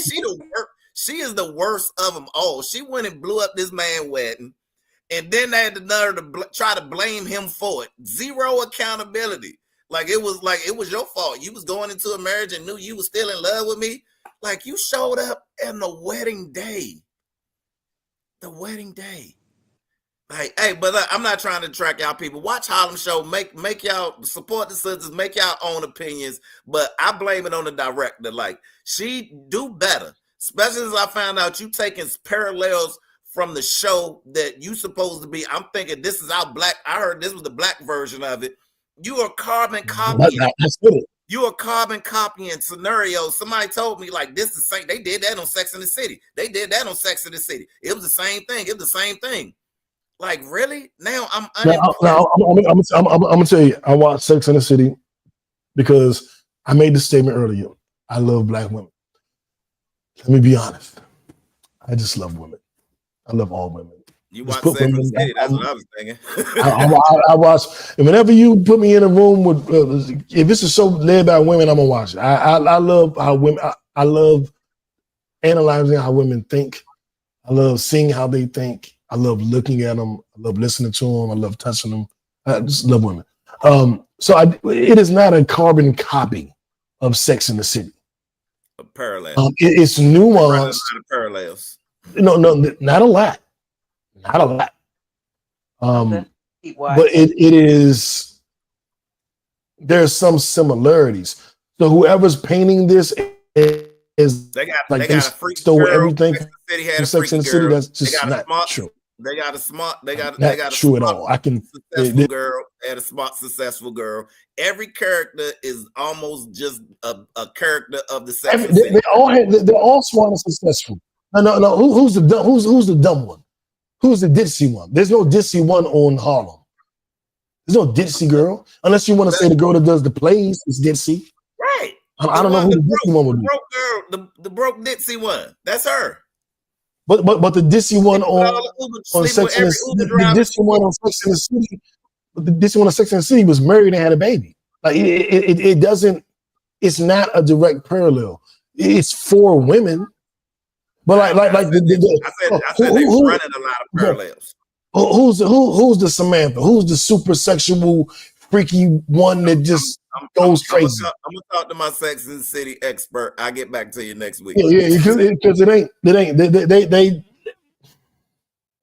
They made it for women, but it isn't a direct parallel. And this person who, and I'm saying they are a Sex in the City lover. Like they went when the movie came out, they dressed up and went to the movie. Me too. I dressed up like Carrie. I'll have facts for you next week. I ain't done with y'all, Harlem. I ain't done with you. But my only thing with Harlem is this. It was toxic. Every relationship. I hadn't finished the whole series yet, so I can't give my full summation of the series until I make it to the end. But this last season is, to me, it's like it's going all downhill from episode 1. And it's only 6 episodes this season, which is the final season, which we had to wait 2 years to get. I'm halfway through then. I'm on episode 3. I got 3 more to go. I was highly disappointed behind that. That it was only 6 episodes, but I'm glad they ended it properly. It didn't just not come back. They gave it a proper ending. Don't give me the ending, Jack. You got to watch it so you can get in on and, this. And the thing is, they rushed it because they knew they only had 6 episodes. They knew the network wasn't really behind it, so they had to end the story the best way they could in these 6 episodes. So a lot of it was rushed. A lot of it felt rushed. A lot of it viewed rushed. That wasn't their fault. Bad game plan. No game plan. Like what normally 10, 6, finish it. Damn, the whole thing? Yes. The whole thing finishing in 6? Yes. The fuck we gonna finish it in 6? You just got to do what you got to do. Things we've been doing our whole life, making lemonade out of lemons. Well, you know what I'm saying? We're gonna lobby Netflix to bring them back, let them finish this season right. That's what we're gonna do. We're gonna start the hashtag bring Harlem back. I'm with it. If you guys have not watched Paradise on Hulu, it's Sterling K. Brown. It is a suspense thriller. I don't want to tell you anything about it except that it's good. Sterling K. Brown, you all know him from This Is Us, excellent actor. The show is really, really good. It is my favorite show of 2025 so far. Okay. And there are about 6 or 7 episodes in, and it's on Hulu.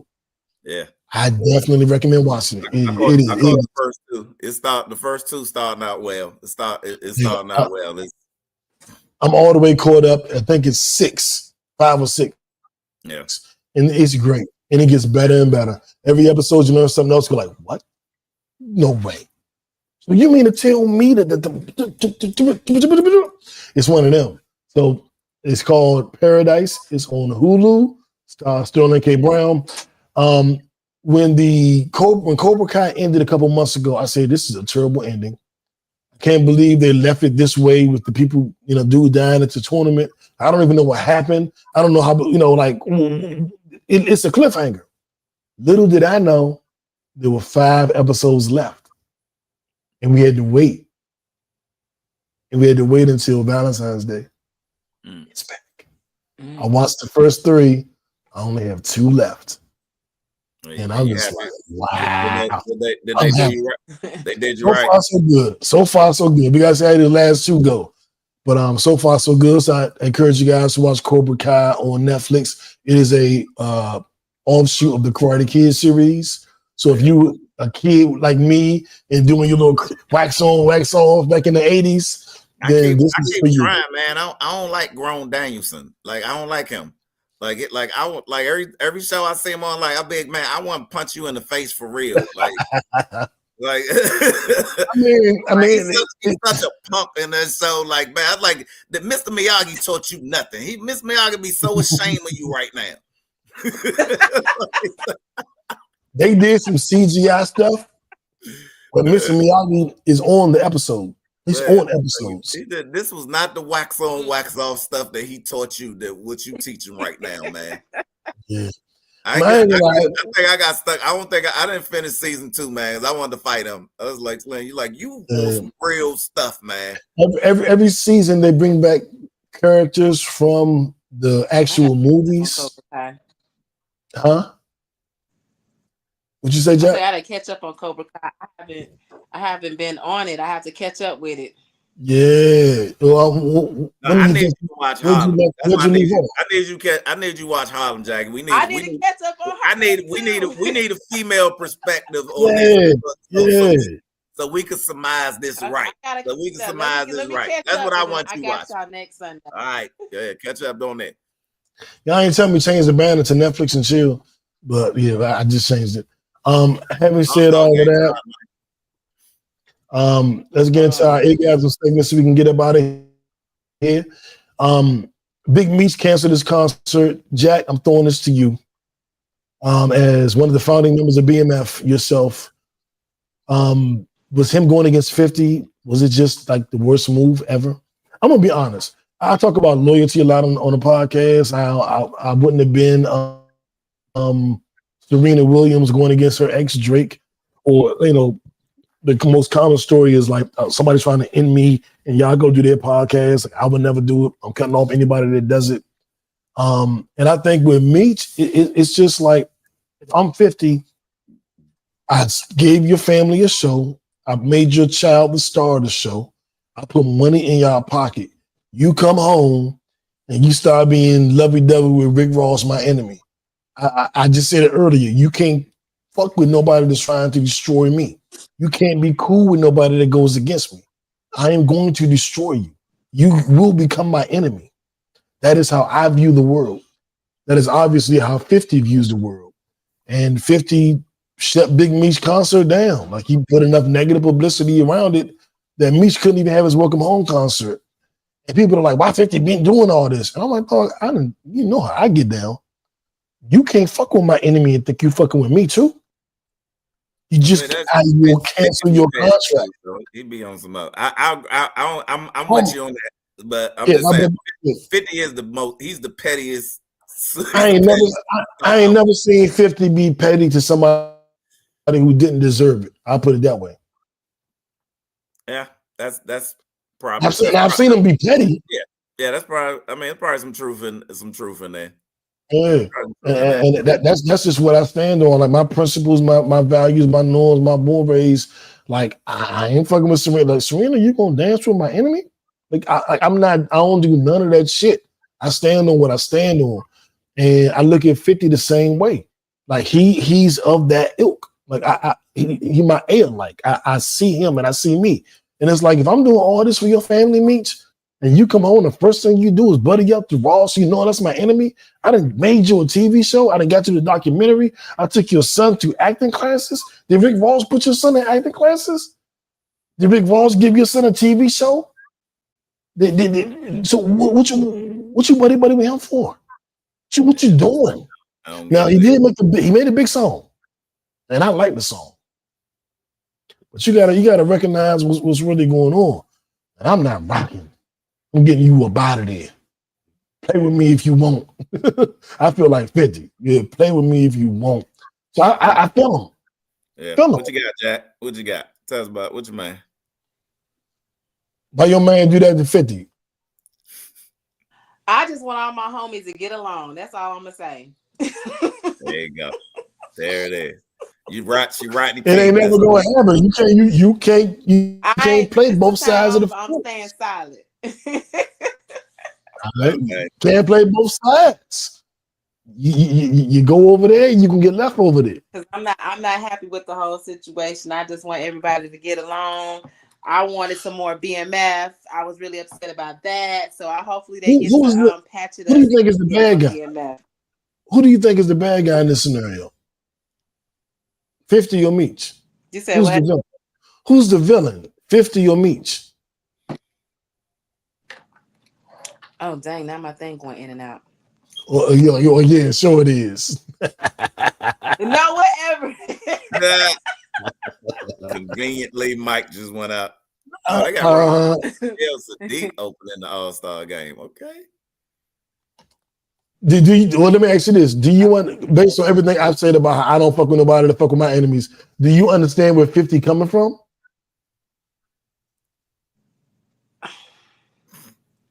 I don't. You don't? I don't. Oh man, we gotta say that for next week. I'm gonna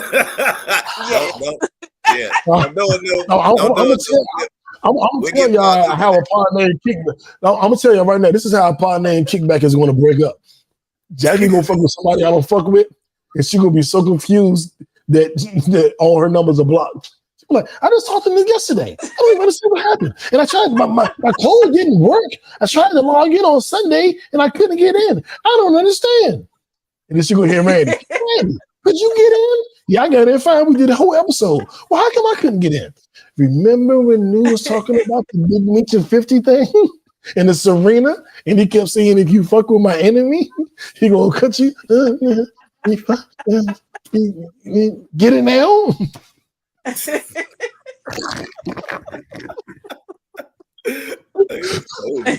Oh my God. But I do want to thank you guys for tuning in. I know we missed a couple episodes. Technically, one of the websites said that this was episode 300. But they included the trailers and everything. On our parent site, this is like episode 297. But just for the people who's someone there thinking this is episode 300, which I guess in a way it is, and in a way it's not. We're going to do 300 twice. This is like 300 and 296. So we'll do 300 again in a couple of weeks. But for the people that tune in tonight, thinking tonight was episode 300, I want to thank you. This is episode, or will be episode 300 of us as a podcast. The show had about 200 episodes before that. Yeah, what a round of applause. You're right, Jack.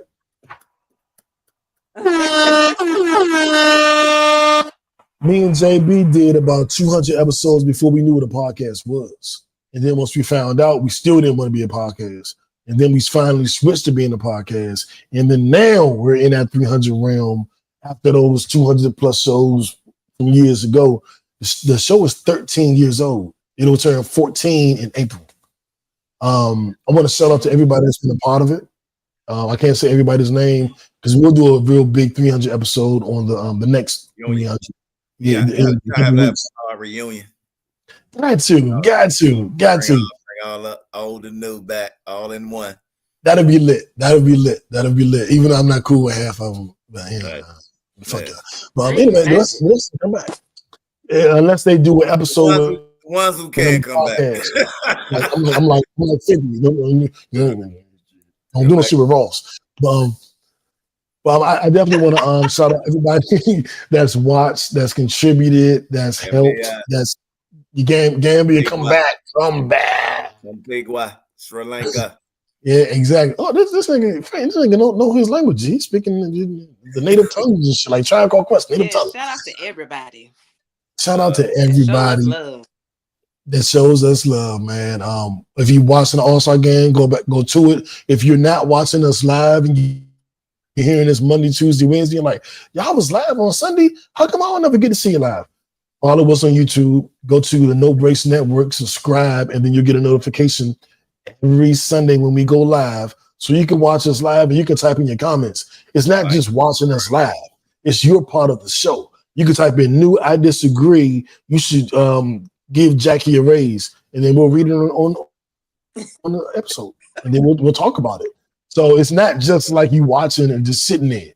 You're watching, you're sitting there, you're communicating, and we're talking directly to you. A lot of y'all might think Burger or the other name you might have heard of Clarissa are on the podcast.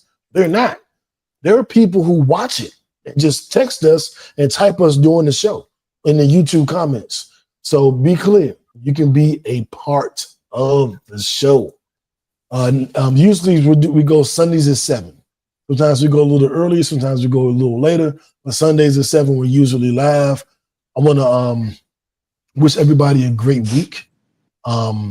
Really quick, Jack, I want you to give one workout tip, 60 seconds or less, and then Randy, I'm gonna throw with you with a mom, 60 seconds or less for them to go into the next week. So Jack, you are up.